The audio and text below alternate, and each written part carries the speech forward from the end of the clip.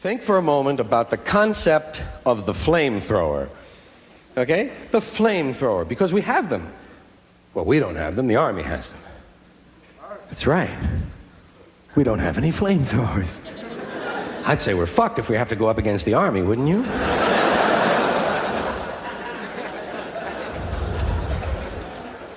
But we have flamethrowers, and what this indicates to me, it means that at some point, some person said to himself, gee, I sure would like to set those people on fire over there. But I'm way too far away to get the job done. If only I had something that would throw flame on them. Well, it might have ended right there, but he mentioned it to his friend. His friend who was good with tools. And about a month later, he was back. Hey, quite a concept. And of course, the Army heard about it, and they came around. We'd like to buy about 500,000 of them, please. We have some people we'd like to throw flame on. Give us 500,000 and paint them dark brown. We don't want anyone to see them. This guy, what a guy. I've worked with him many times before. As a matter of fact, last time I worked with him was summertime. Red-headed kid, and he'd gone outside for easily over 5 minutes, so he was burnt to a crisp. You're gonna love him. A funny, funny son of a gun. Nice round of applause, Mr. Louis C.K. Thank you. Thanks. How you doing? Good, I'm doing okay. Actually, I just got over the flu, which was kind of crappy. But the worst part is that I smoke. And I think that's what the stupidest you feel about being a smoker is when you're sick and you still smoke, you know? No matter how sick you are. I mean, you can wake up in the morning, you're coughing up little furry animals, you know? You're coughing up tickets to the Ice Capades, but you're really in bad shape, and the first thing you reach for is a cigarette. Jesus. And you finish it. You'll force yourself to smoke all day long no matter how much it hurts. That's when you realize smoking is like taking a cheese grater and going, well, this will probably really hurt, but what the hell? You know, it's a habit. I thought it looked cool when I was in junior high school. I guess that's where it starts. I'm taking a course in sign language. I know one sentence. I'd like to teach it to you. This is my one sentence I know. It goes like this. Which means I like to do this. And I do. I love doing this. And I want all the deaf people to know it. It's communication. It's telling people what you want. We all use it. Now, I think we have some strange methods that I never understood. Like, when somebody wants you to be quiet, what do they usually do? Yeah, they make this noise. They go, shh, shh. Now, what the hell is that anyway? I mean, there's nothing about that particular noise that makes me want to shut up when I hear it. So how'd it get to be the official shut up noise anyway? Who picked it? If it had to be some random noise instead of going shh, why didn't they go ah?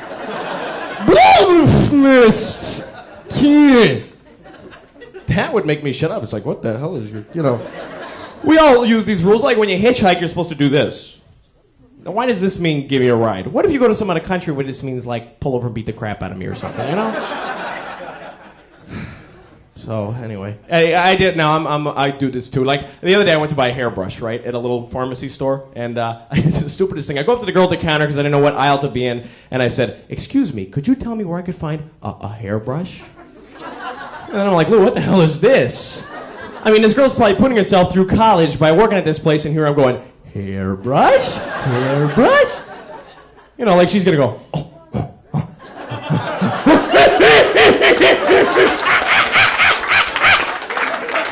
Aisle 6.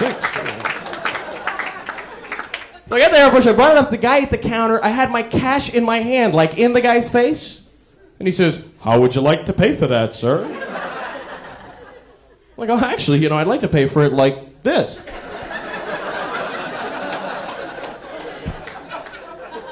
I know, you get hassle when you go out, right? You go to a restaurant. I went to a restaurant the other night, the kind of place where you have to tell them your name when you get there, you know? And then they call it out over the steam-driven PA system. You're waiting for your table and you hear like, what? You're gonna go, "Hi, was that you just called?" No, and you feel like a dick, right? Actually, I solved the problem. Very simple. I just told that guy that my name is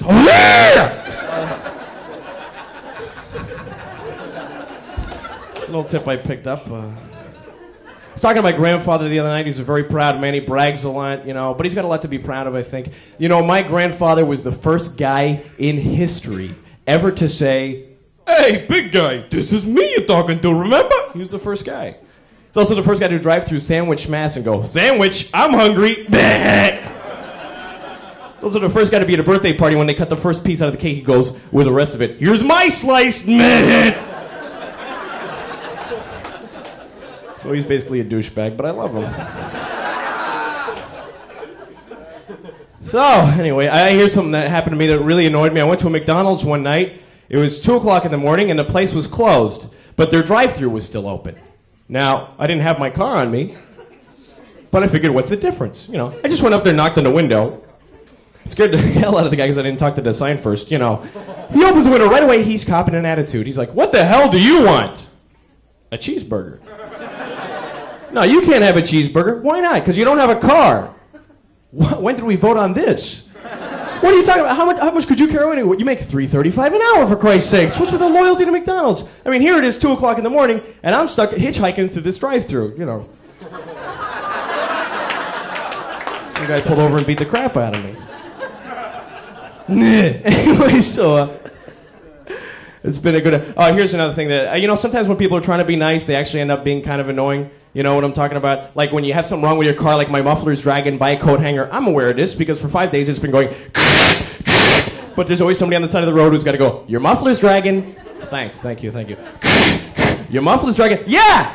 You know, I mean, what the hell? These kind of people that go up to amputees. "Your arm's gone. You know your arm's missing. Yeah. Your arm's missing. You know. Excuse me, sir. You're fat. You're homeless. Excuse me. You're homeless." You know. These are the kind of people that, you know, always got to tell you when there's something on your face. You know the kind of person's like, "Just go like this. Got some." What if this guy ends up in like India? Is he going to be all over the streets of India going, "Just go like this. Got some bread."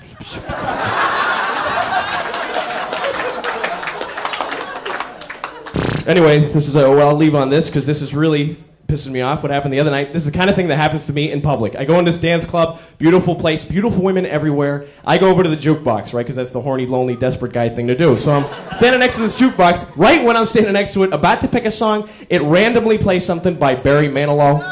And they're all looking at me like I picked it because I'm standing next to the thing. You guys have been great. Thanks a lot. Good night. This life is very, very funny to me now. It's the only way I can look at it because if I become deadly serious about it, I would have to reconstruct myself. I'm 49 years old. It's a reality. 49, I'm jogging out on the street, running, and a little pain went into the knee, and a little felt like a knife, you know. And I said, "Whoa, what is that?" You know. And when I was younger, you know, something like that happened, I just say, "Whap," you know. You can't do that at 49. Your leg, you do like that, and they say, "What's the matter with you? Didn't you hear us when we first spoke to you?"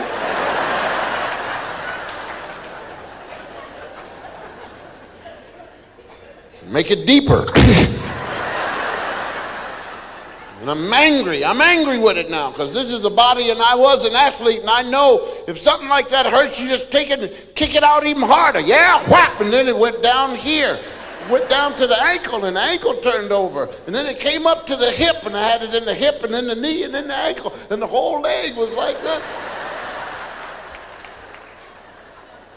And all of a sudden I came to my senses, and I said, "Stop!" And I walked, and it didn't hurt when I walked. I said, "Well, it must be all right." So I started to run again, and everything came right back. Had to rebehave. Get a little twitch in the shoulder when I was in my 20s, it's boom, gone, because it wasn't set right, you know. 49, and then it went down to my hand. And I tried to shake that out, and it went around at the back. And my leg went out again. And my body said, "I'm not fooling." And I said, "Yes, sir."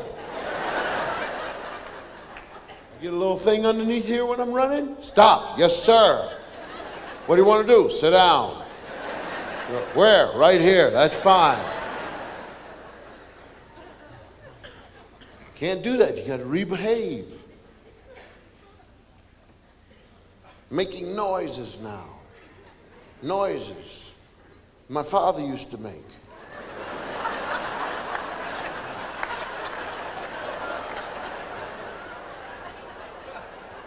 My father had a body like this one when I first noticed him. He had a gut, and he had things on the side. And when he took his shirt off, he had slices all up here.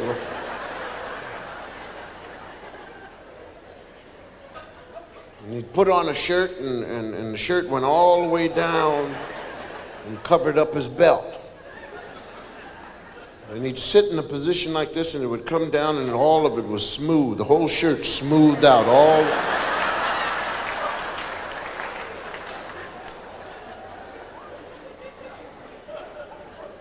And I could hear him sit down. Yeah, he'd sit down. He'd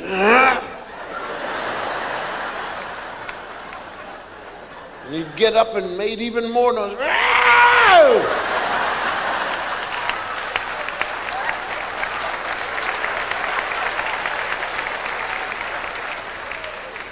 And I was in my teens, and I'd look at him, I said, God, man, I don't know what. I never thought that at one time when my father was 17, he had a great body. And I never thought that I would inherit that body. But it's here now. That 49 body. Lost my pecs. Don't have any pecs. Used to have great pecs. Only thing left now, I got 2 dark dots.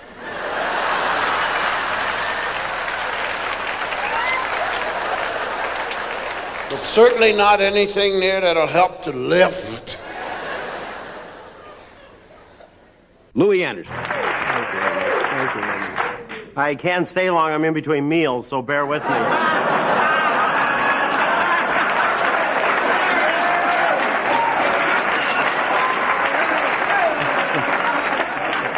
I was just at McDonald's and all those statistics just changed. So. I went shopping today. What's this? One size fits all stuff.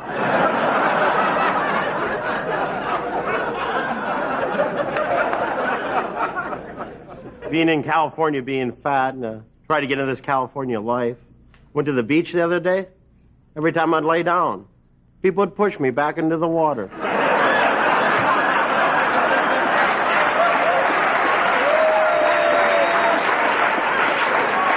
Hurry up, he's dying.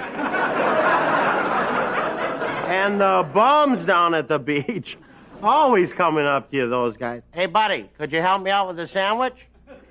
Well, sure, where is it?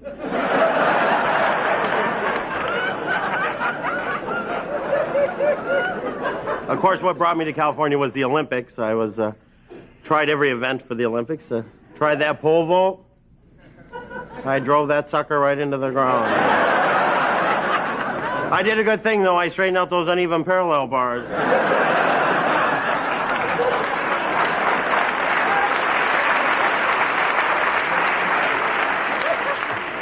Broad jump, killed her.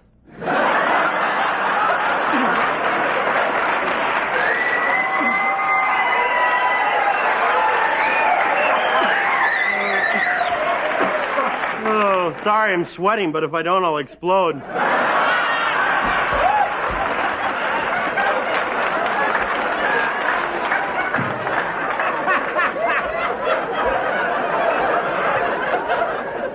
My favorite thing is when you go over to someone's house and you're fat, they overcompensate. Oh, come on in, Louie, and sit down here on this concrete sofa.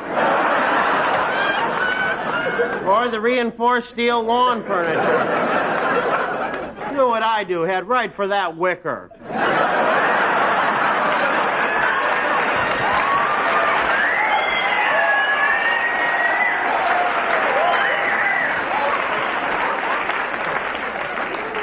Oh, boy. People say, Louie, why do you do those fat jokes? Because if I didn't, you guys would sit out there and go, do you think he knows he's that big? Like I woke up one morning, oh, no. Honey, get in here. I am from Minnesota. Any Minnesotans? Could I get a ride home with you?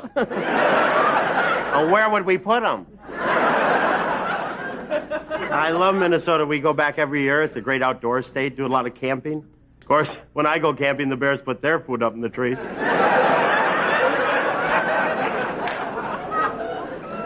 I had that very strict Midwestern upbringing, a very strict father, the kind of guy who hates everybody. You know, my dad, we'd be in the family car driving down the street. He'd spot somebody walking down the street that was a little different. Oh, he'd slow that car down. Look at that. For crying out loud. Get my rifle. Or he would say things that made no sense to you when you were a kid. He'd be driving, the traffic would get rough. You know, if I was the last person on earth, some moron would turn left in front of me.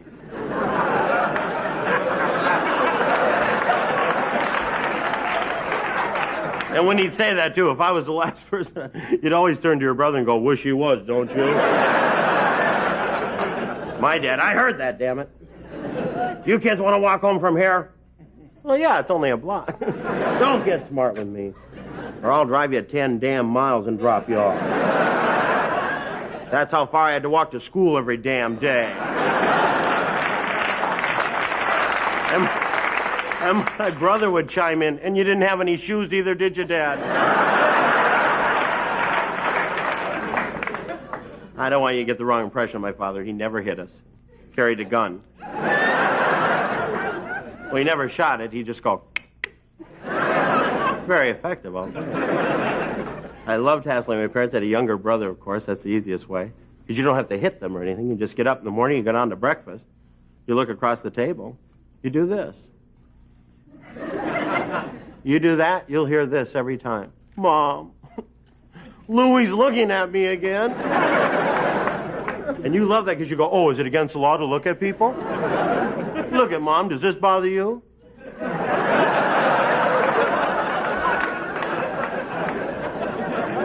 You keep it up, all of a sudden you hear, is he home today? Let me ask you a personal question.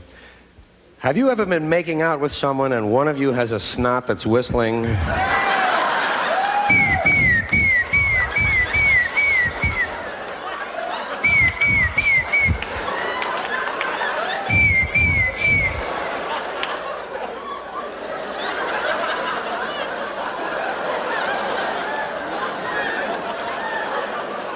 Well, first you got to find out who it is, you know.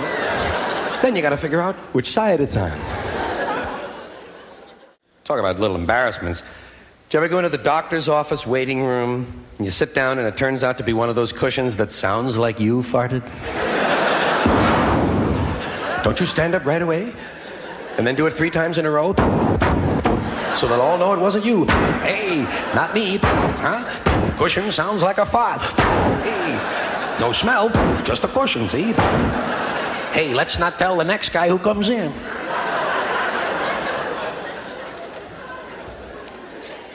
Or your stomach begins a conversation with you. Always in a quiet situation, isn't it? Always in a quiet setting. Never has anything to say when I'm out at the rifle range. But you let me get into the dentist's office waiting room. Everyone is quiet. Everyone is in pain. And everyone is reading.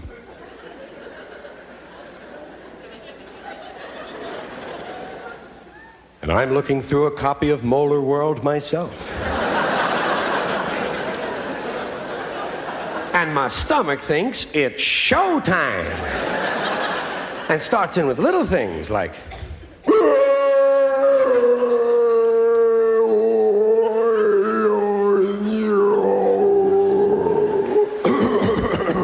don't you cough and try to drown it out. Make a lot of noise with the magazine. Push on your stomach and hope the noise will go back near your kidneys. Then it goes.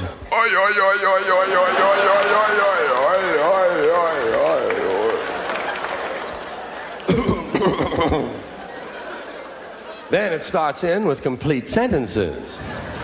We have no money for food. We're poor. Don't listen to my stomach. Oh, it doesn't know what it's talking about. Still the child of the 50s, a little older, more decrepit, certainly a little more weight. I'm admitting. But still here, survived. Child of the 50s, man of the 80s before you. Plumbing's breaking down just a little, but it's staying together. Well, actually, I'm treating myself, indulging, because I stopped smoking several months ago for the final time, And one vice at a time, man. Whatever I want. You ever eat a pound of butter? Get it right down there. I got busy about a year and a half ago. I got one of these spurs, and my wife was pregnant. I said, I'm getting an exercise bike. That's all there is to it. I'm going to be, healthy. Have it a year and a half. I'm ashamed to say it has an eighth of a mile on it. What happened is that fateful day that I realized that my sport jacket fit perfectly on the handlebars. And there's a place for my beer on the chain drive down here. There's a McDonald's, a little rack you can put on everything. It's, I know, there's still very juvenile things about me. I was always sort of like that erratic, When I was 8 years old, I wanted to be a nuclear physicist, highly precocious profession. I'm not sure if my future is in astronomy or nuclear physics, possibly quantum mechanics. When I was 30, I wanted to be a cowboy. Everything, and here I am, a parent. A very old parent, to be sure. I have a baby of 8 months old already. Very fashionable, New York Magazine, Quiche, the inside story, how to have a child at 106, one of those. Should have seen the amniocentesis waiting room, Any results yet? The people in there, forget it. And I wanted everything checked, because I think I may have taken drugs once, so I wanted to make sure. The child is not going to be on the Jack Palance show,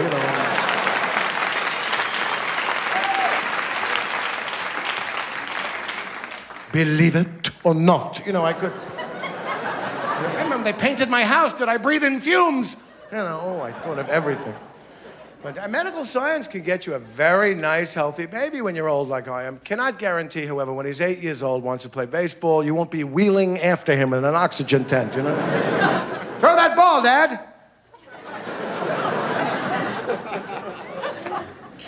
I want to know everything. We have these sonogram made, beep, beep, beep, beep, beep. Sonar. They used to, before, when they were ignorant, they used to blast the fetus with 20,000 Rankins of radiation, Wonder why when the kid was 22, he goes, hello, Dad! And he's just growing teeth out of his throat. They can't figure it. So now it's just little subtle sound waves and make a picture. And it's interesting how out of very negative, frightening things like weapons and so forth, at times, positive things accrue. I mean, it's not worth the trade-off, but for example, finding out from sound waves comes from anti-submarine technology. Beep, beep, beep, makes a sound. They leave out the depth charge part, and they leave in beep, beep, and you can see what the kid, and they give you a couple of Polaroids to take home. Not the kind of thing you'd whip out at the office necessarily and show your friends, my fetus Harold, what do you think? Looks just like you, Robert. Looks like E.T. for a long time. You can't tell who it looks like. Boy, speaking of submarine tech, now those Swedes are the worst submarine hunters I have ever seen in my life. They really pissed me off. They've had 24 Russian submarines operating in their bathtub for the past couple of years. And they, by Yiminy, we get them tomorrow. They really...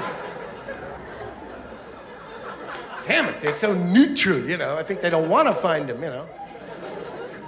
Even in World War II, they couldn't take sides. Well, Churchill, Roosevelt, you have a point, and Hitler, you have a point too. Take a side. Neutral, boring, One of the highest suicide rates in the world. This is, I don't know, probably they bore each other's ass off. I'm not... Maybe it's that cheese they eat that smells like dog shit. I can't... Maybe it's a 7-month night will do that to you. I don't know. High suicide rate. Just by way of chance, It so happens that dentists have a very high suicide rate, too. I don't think there's any connection. As a matter of fact, actuarially speaking, a Swedish dentist has virtually no life expectancy at all. They drop like flies.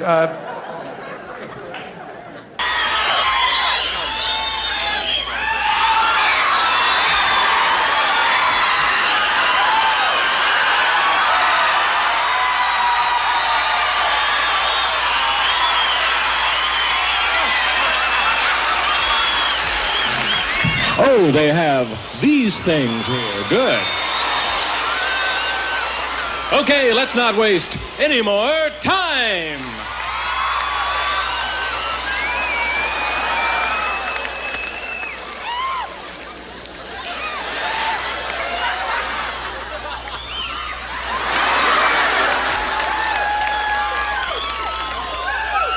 Boy, those are good seats up there.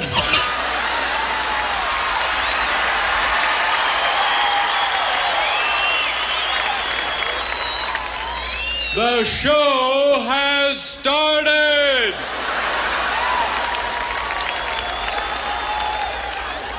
I can see him selling those seats. Oh yeah, they're real good.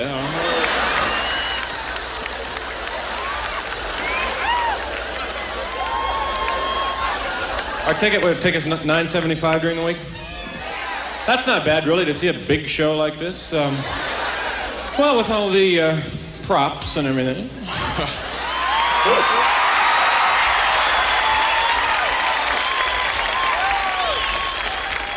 It's kind of fun for me to see the people in the audience with the amateur model arrow through their head. This, of course, is the professional model. Made in Germany, cost $150. But really, $9.75, that's nothing. For that, someone should come out and go,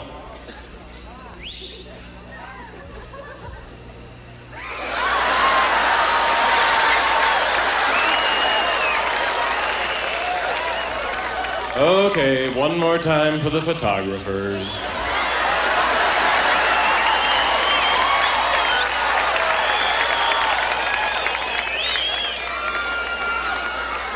My, what a cute girl. Well, you get to see a show. All I have are memories. And I'm into professional photography.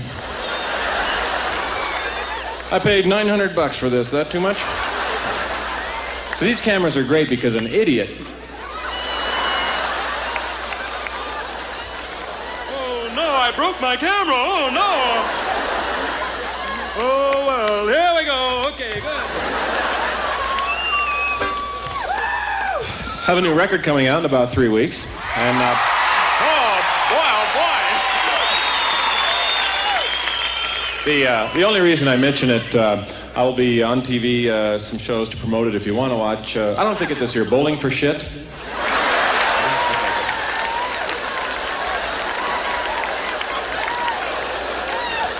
So they want me on all these shows now because I did so well on Celebrity Assholes. So here we go.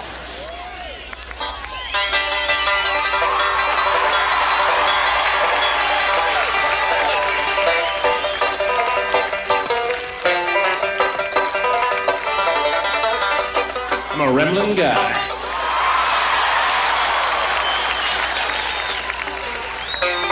Well, actually, I'm here for 9 days, so I guess for this 9 days, I'm a stationary guy. Oh, no.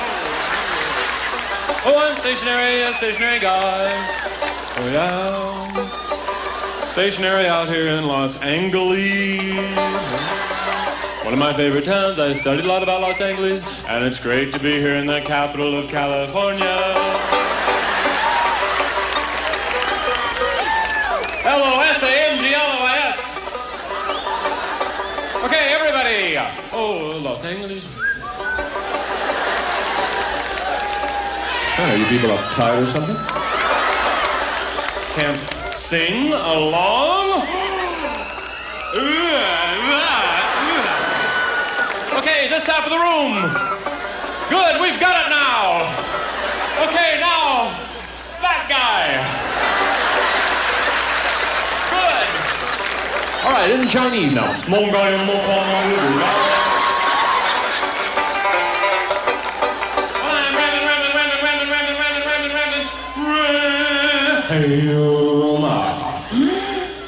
Blend.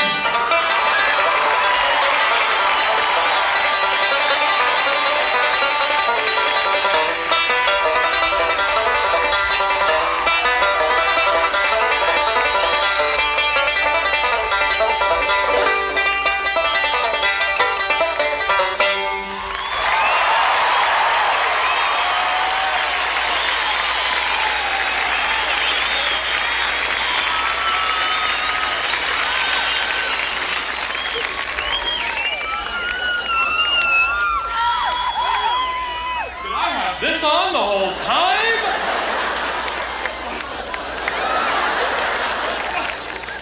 Well, I must have looked like an idiot up here. I'm sorry, I've degraded myself.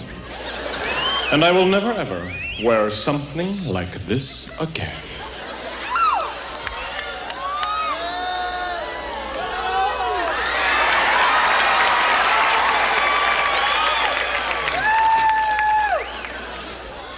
Okay.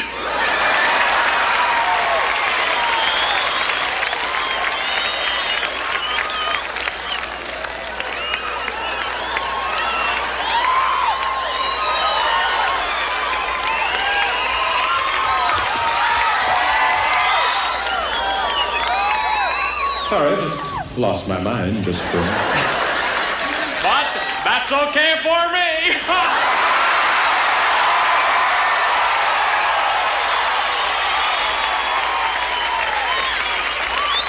Because I am a wild and crazy guy.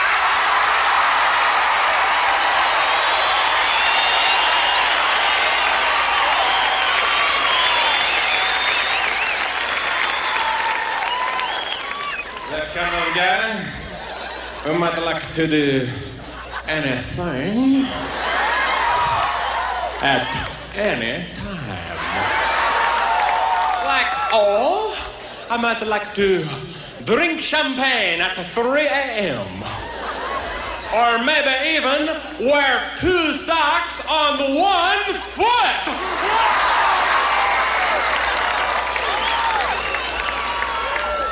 Many people come to me and they say, hey, how can you be such a swinging sex god? Well, I'll tell you. It's not because I can make love up to 1 time a night.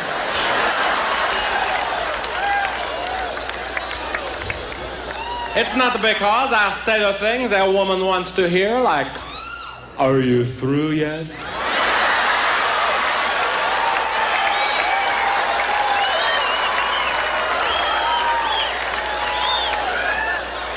It's because I know how to read a woman. If she is like a cat, I have kitty litter.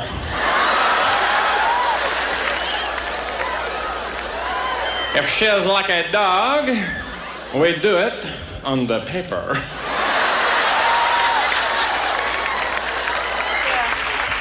hi. Well, it's a thrill to be out of the house. I never get out of the house. I never go no place. I never have no fun ever, ever, ever, ever, ever, because I'm a housewife. You a housewife, too? Yeah, I hate that word. I hate the word homemaker, too. I want to be called domestic goddess.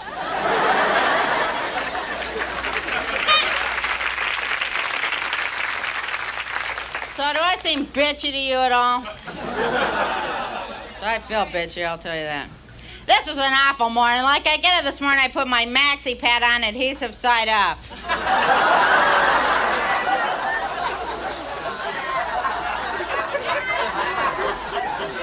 Oh, come on, you've done it. Yeah, it makes you cranky, don't it? So I am a mom, I tell you that. That's great. I got 3 kids. I'll tell you how I had them. You'll love it. Well, I had one with the birth control pill, then I had one with the diaphragm, then I had another one with the IUD. I I don't even know what happened to my IUD, never came out.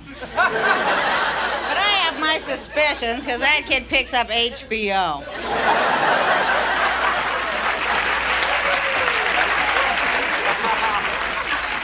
Well, some stuff bugs me about being married, like having a husband and everything. That gets on your nerves a lot, because they get on your nerves a lot. You married? Huh? They bug you, and they keep on doing it over and over and over. And they get on your nerves. And they know right what to do. That's why I think they do it on purpose, you know? Like when they all the time try to talk to you. God, I hate that. Comes in there, Roseanne, don't you think we should talk about our sexual problems? Like I'm gonna turn off Wheel of Fortune for that.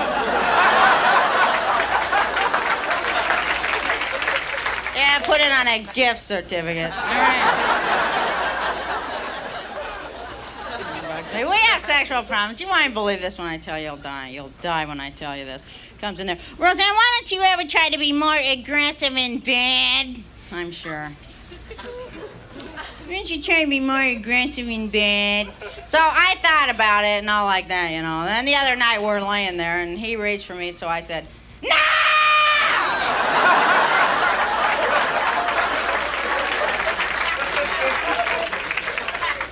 Never happy.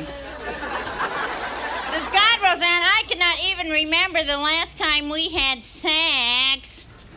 Well, I can, and that's why we ain't doing it. And then they're never happy either, you know. They're never happy. You try real hard, but they're never happy. So, Roseanne, I need more space, so I locked him outside. I don't know, but it's hard to be married a long time and everything like that, you know. It's really hard and everything, but they do bug you. This is what gets me, too, is that they always think that you're going to be the one that cleans everything, huh? Like, they think that's your destiny to clean.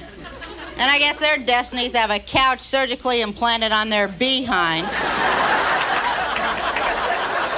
I mean, you may marry the man of your dreams, ladies, but 14 years later, you're married to a couch that burps.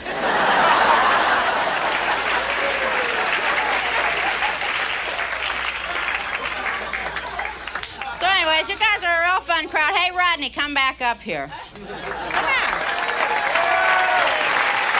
Do you watch the Bill Cosby Show?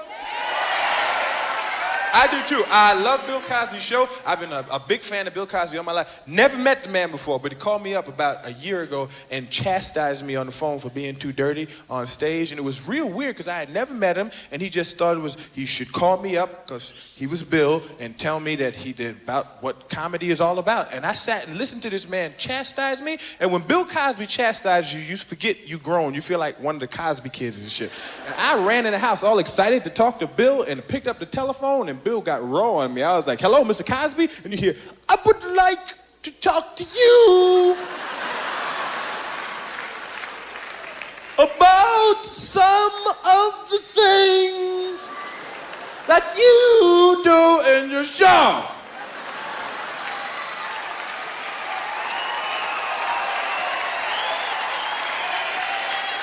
Now, I'm going to tell you a story.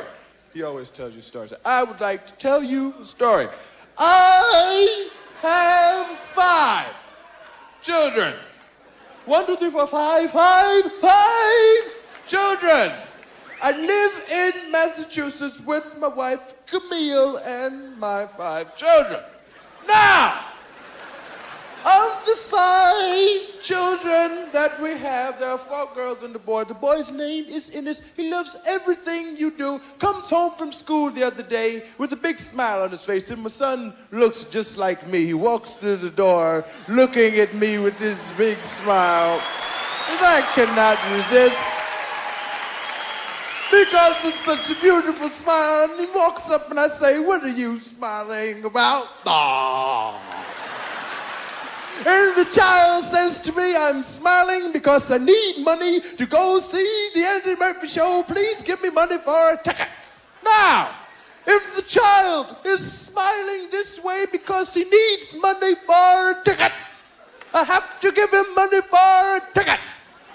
I do not handle the money in the house. My wife, Camille, handles the ticket money. So I must go into the kitchen to where my wife is cooking dinner for the family. And she is inside the kitchen cooking.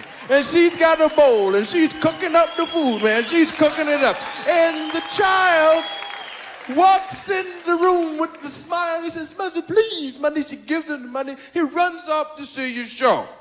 Now, we sit in the living room waiting for Ennis to return. At about 5 o'clock in the morning, the child comes through the door. He has a different look on his face. It looked like he heard something at your show that he's never heard before. And I say to my child, I say, child, I say, what did the man say on the stage? And he says, Pop. The man comes out and says these things. I said, well, what did he say? He says, Pop. He comes out and says some stuff. I said, well, what did he do? He says, Pop. He walks out and he goes, hello, suck this and MF and kiss my big black stuff and suck it and stick it down in your mouth and suck it, suck it.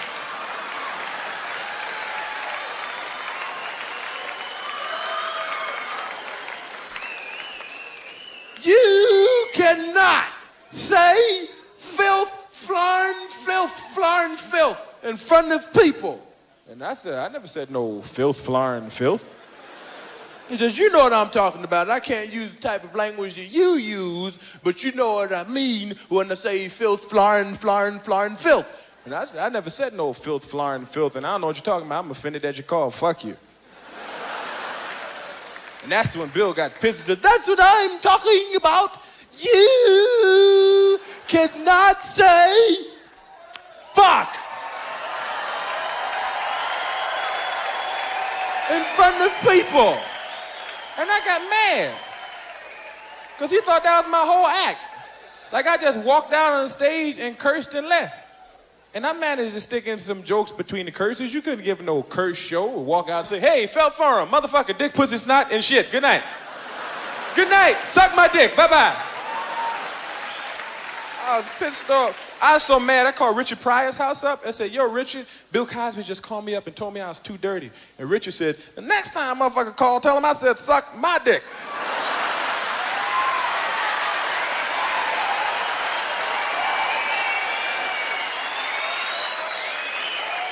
I don't give a fuck. Whatever the fuck make the people laugh, say that shit. He said, do the people laugh when you say what you say? I said, yes. He said, do you get paid? I said, yes. He said, well, tell Bill. I said, have a Coke and a smile and shut the fuck up.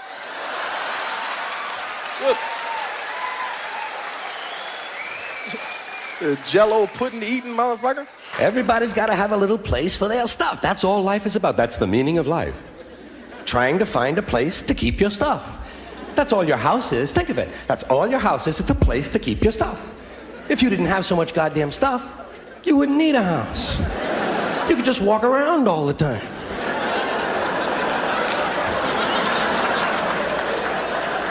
That's all your house is. It's a pile of stuff with a cover on it. That's all your house is. It's a place to keep your stuff while you go out and get more stuff. Sometimes you gotta move. Sometimes you gotta move. You gotta get a bigger house. Why? Too much stuff. Now, sometimes you go on vacation. You gotta bring some of your stuff with you. Can't take all your stuff. Just the stuff you really like. The stuff that fits you good that month. You gotta take a smaller version of your stuff. Say you're gonna go to Honolulu for 2 weeks. 2 weeks in Honolulu, you gotta take 2 big bags of stuff.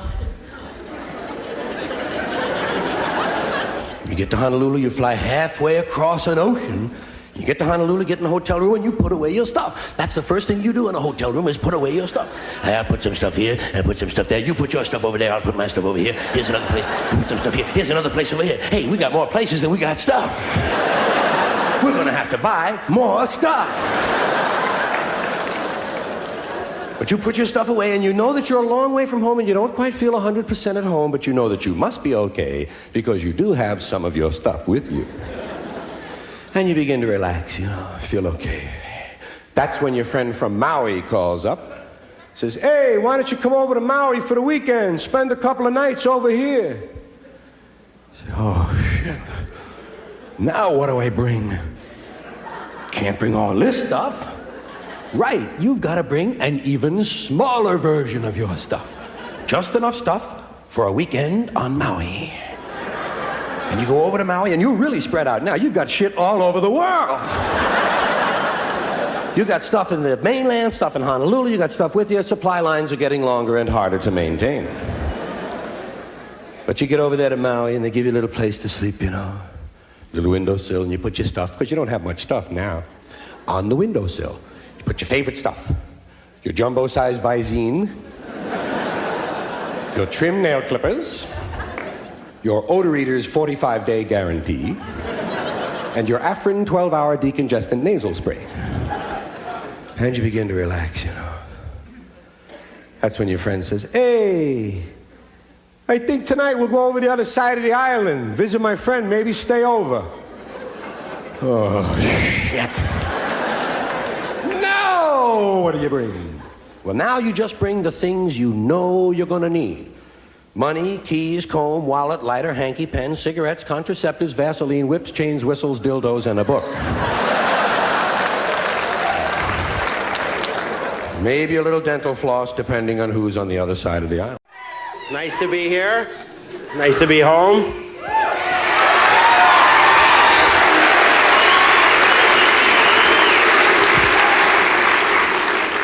How many dads here tonight? A lot of dads?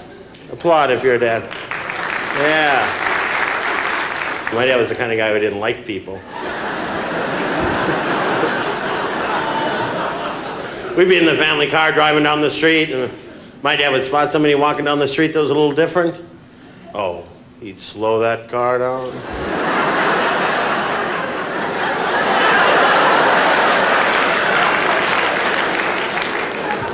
Look at that. We're crying out loud. Get my rifle. Or he'd say things that made no sense to us. We were kids in the back seat. You know, if I was the last person on earth, some moron would turn left in front of me.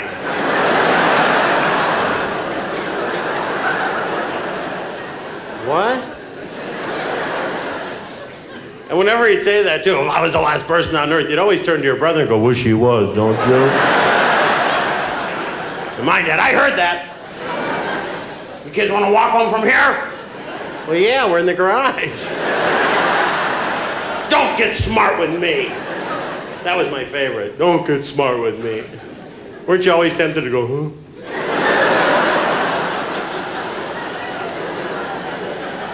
How's this, Dad? Am I acting stupid enough for you?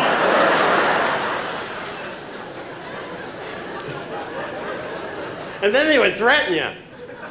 I'll drive you 20 miles and drop you off. Don't forget that's how far I had to walk to school every damn day. And my brother would chime in, and you didn't have any shoes either, did you, Dad? That's right, when I was a kid, they didn't have children.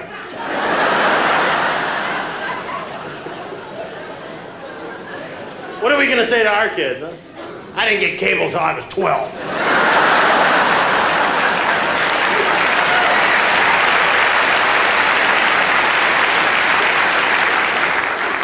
Because I don't want to give you the wrong impression of my dad. You know.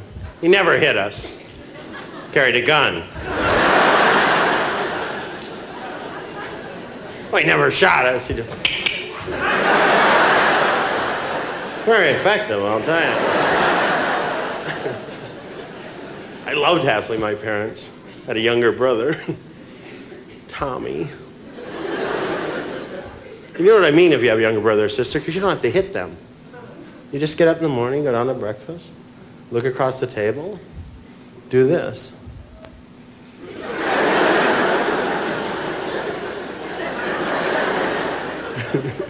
You do that long enough, you'll hear this every time. Mom! Louie's looking at me again!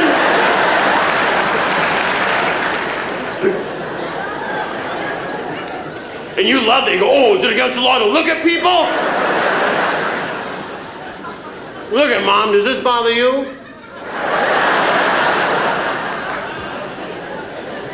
You keep it up, all of a sudden.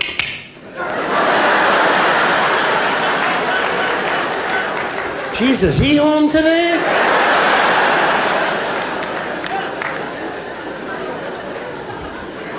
Now I'm in trouble. Then you do this to your brother. Oh, when I get you outside.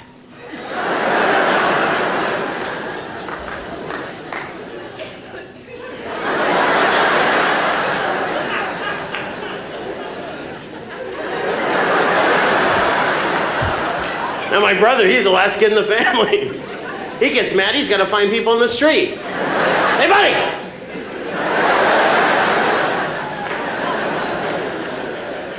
Then after breakfast, we'd have to clean the room. I was oldest, so I made up my own rules. All right, I'm oldest, so I'm in charge. This area where I'll be standing, that's the area I'll be cleaning. The rest of this filthy pig pen is yours. Oh yeah, Mom told me to tell you today. You're adopted. They were frog-faced people. I saw them drop you off.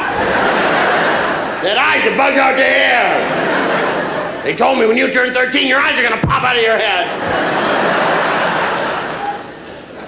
The only cure is to tape them down at night with this masking tape. My brother would tape his eyes down. My mom would come in the morning. What the hell's going on? Oh, I think he's on dope, Mother. Well, that's all she needed to hear. She'd go over and rip that tape off. My brother would wake up, try to explain it, but in that crying, talking voice, my eyes are gonna... Are you on dope? Of course he is. He can't even complete a sentence.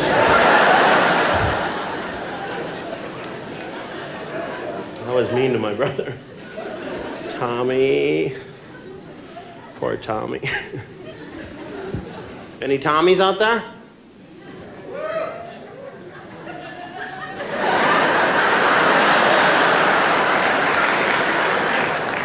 I was no bully, though. You remember those kids who used to come up to you and put you in a headlock for no reason?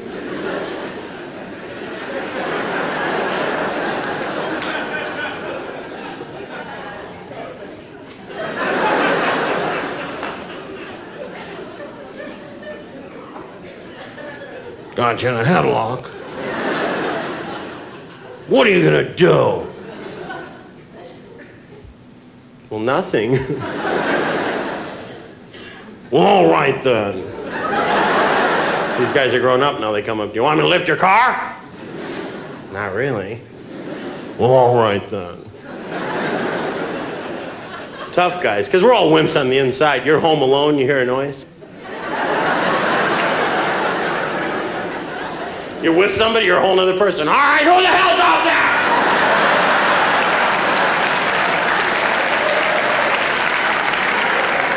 All right, then. You know what people are really terrified of? Bats. You ever see anyone not flinch when a bat flew into their face? You know, just stand there and let the bat go.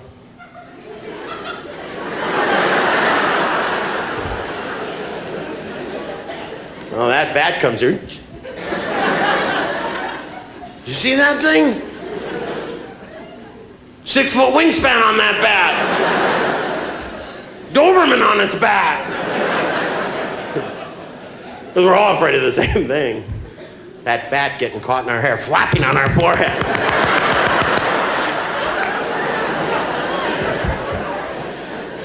This is gonna take it off. Hey, could you get the bat? Only your mother could. Get off my son, damn it. I told you, no bats in here.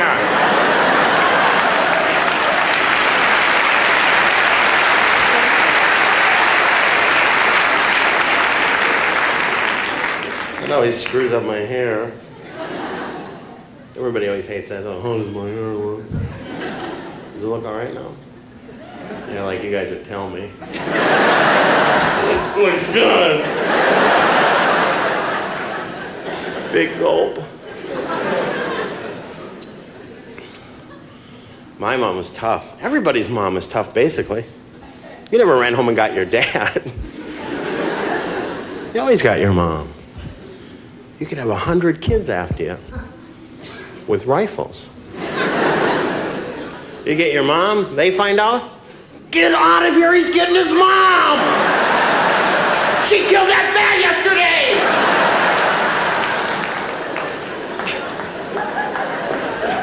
My mom's funny. My mom's a window monitor. You know what that is? She hears a car door slam.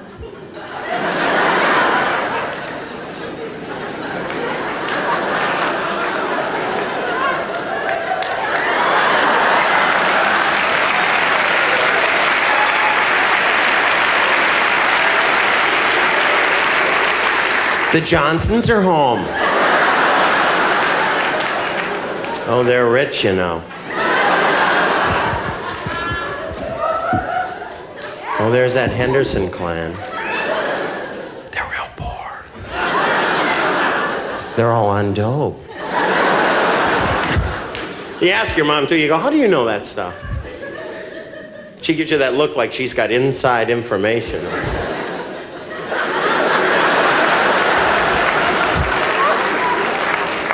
And then your dad gets involved. Oh, yeah, Louis, the FBI, they don't even question people anymore. They call your mother up.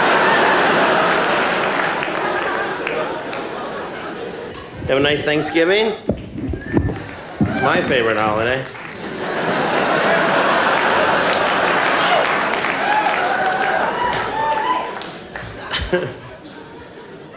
That's my mom's favorite holiday, because she always gets to invite the aunt and uncle everyone hates.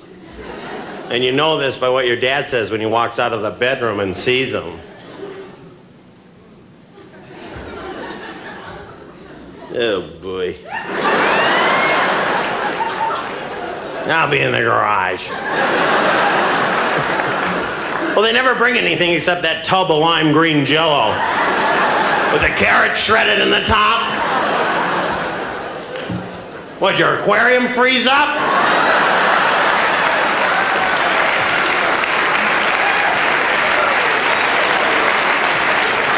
Tommy, eat some of that. It'll keep your eyes from bugging out to that bar.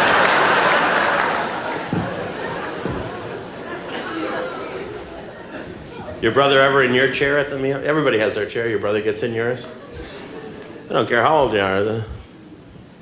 Get on.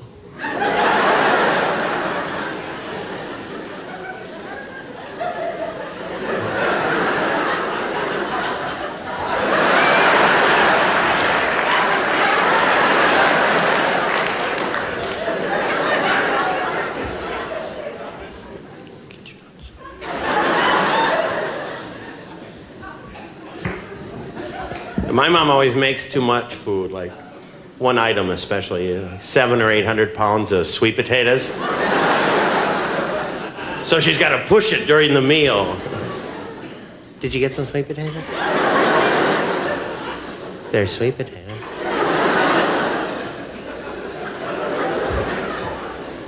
They're hot. There's more in the oven. Some in the garage. The rest are at the Johnsons. Your dad can only take this so long. Shut up! Give me some of those. Did you get a hot biscuit? There's hot biscuit. You ever finish the meal, you're eating the dessert, all of a sudden your mom stands up, the cranberries!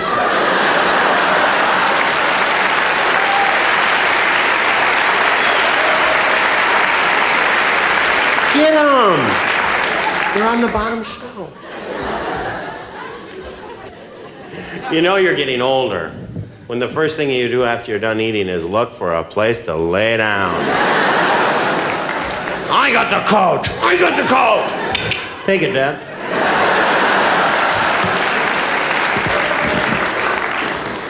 And my mom waits until my dad's real comfortable, and then she goes, could you take them home?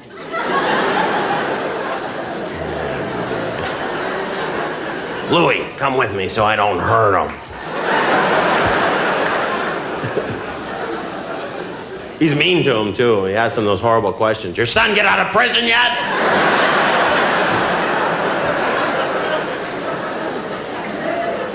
Dad. Well, he tries to apologize to him, but it's just not in my dad, you know, as he's dropping him off. Al.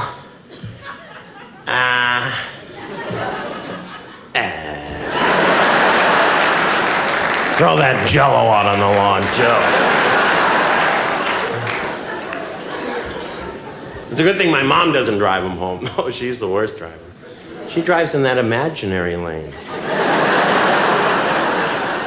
What are we doing over here, Mom? Well, no one's in it.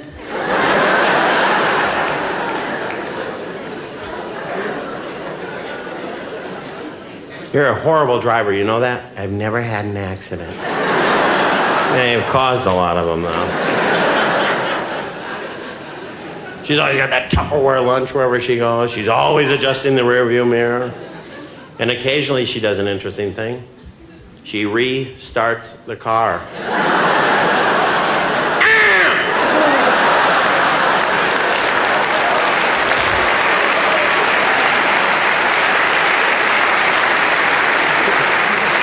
This is a noise that could bring your dad out of a coma. What the hell's going on out there? The third flywheel, you chewed up this year!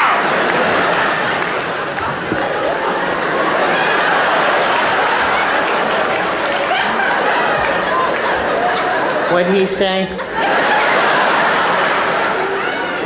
He said we should get going, Mom.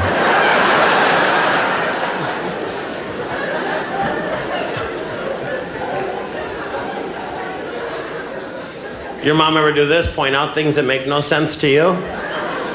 Shirley's daughter works in that building.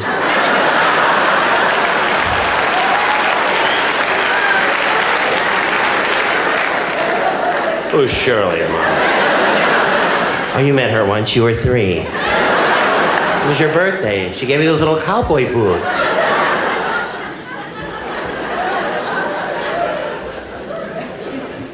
Oh, look, there's the freeway. Maybe I should pop on there. Well, then maybe I should pop out here. I promise I won't stop this time. She gets on that ramp, 5, 10, 15, 20, 25, 20, 15, 10, 5.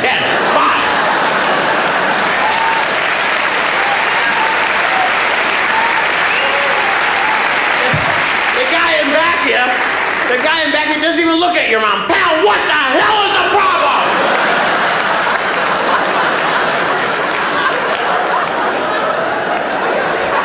Well, what would you do? It's my mom. You want some sweet potatoes? What did he say? He said we should get going, Mom. Was your father following me? Oh, look, a garage sale.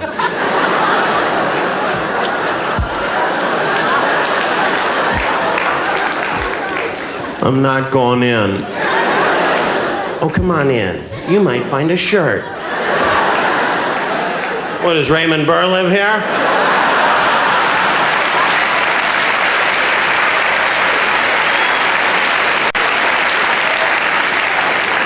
I don't think so.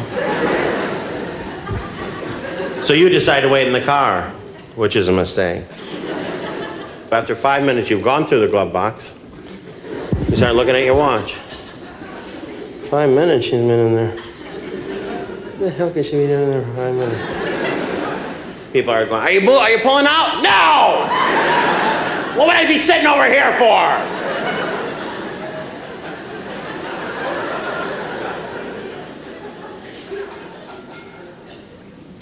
Yeah, what the hell? And people have stopped, gone in, bought stuff, come out, left. They came after you did.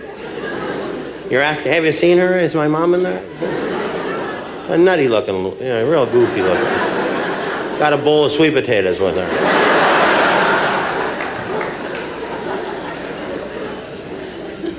Pretty soon you have to go in, but you can't yell out loud. You have to do that yelling with your mouth closed. Hey! What the hell are you doing in here?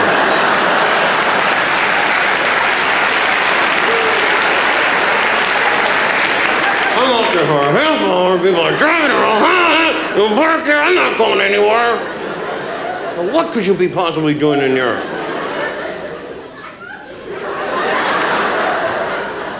Shirley lives here. Oh, hi. Saw where your daughter works. Thanks for the boots.